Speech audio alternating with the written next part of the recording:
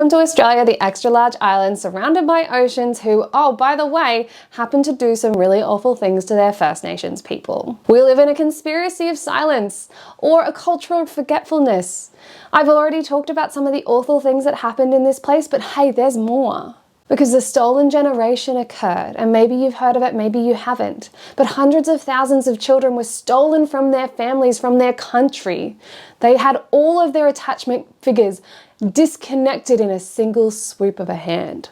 They are the stolen generation children, and today they are not that old, because children were stolen into the 1970s, and I met someone last week who told us his story.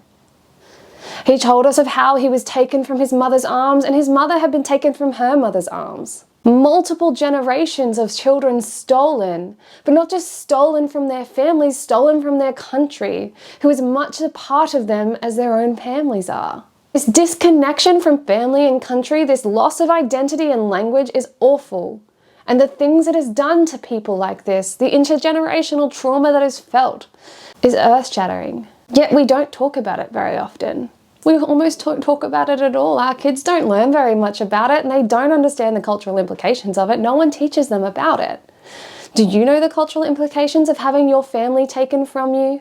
Your country taken from you? Probably not, because your familial structure looks a whole lot different than the First Nations people familial structure.